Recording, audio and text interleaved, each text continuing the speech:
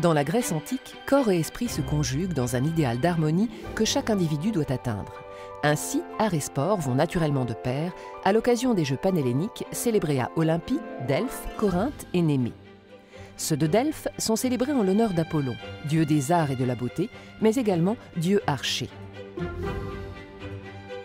En plus des concours sportifs, y sont célébrées des compétitions lyriques et musicales. Chanteurs, joueurs de sitar, de lyre et d'olos, flûte à 2 tuyaux, s'affrontent pour honorer le dieu esthète. Seul Delphes organise de telles épreuves, mais l'art est bien toujours présent au jeu. Les compétiteurs sont magnifiés par des statues et inspirent des poèmes aux grandes plumes de l'Antiquité, tel Pindare, qui dans ses odes triomphales célèbre la valeur des athlètes. Des siècles plus tard, cet idéal est bien présent dans l'esprit du refondateur des Jeux, Pierre de Coubertin. En 1906, il parvient à imposer au Comité international olympique l'idée d'une rencontre avec le monde artistique qui entre au mouvement olympique sous le nom de Pentathlon des Muses. Aux Jeux de Stockholm de 1912, musique, littérature, architecture, sculpture et peinture sont présentes.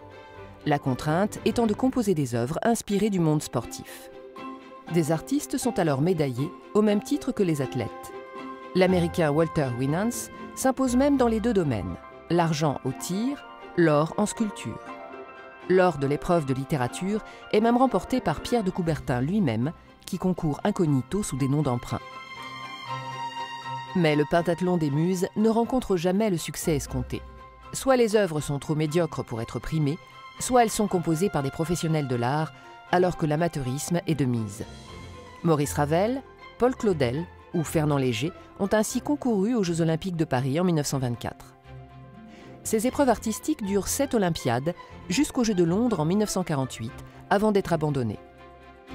Depuis, les Jeux olympiques gardent bien un lien avec la culture, la charte olympique incluant un programme de manifestations culturelles.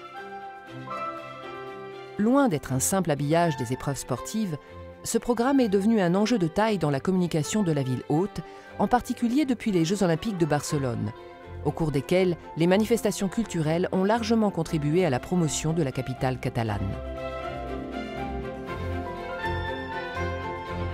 Au fil du temps, le volet culturel des Jeux est devenu la carte de visite de la ville hôte.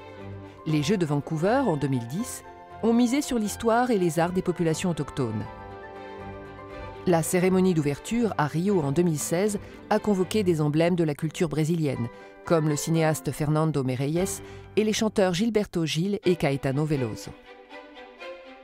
Aujourd'hui, les Olympiades culturelles débutent bien en amont des Jeux eux-mêmes, afin d'en assurer la promotion. Celles de Tokyo, mêlant art traditionnel et dernières technologies, ont débuté en 2016, 4 ans avant les Jeux.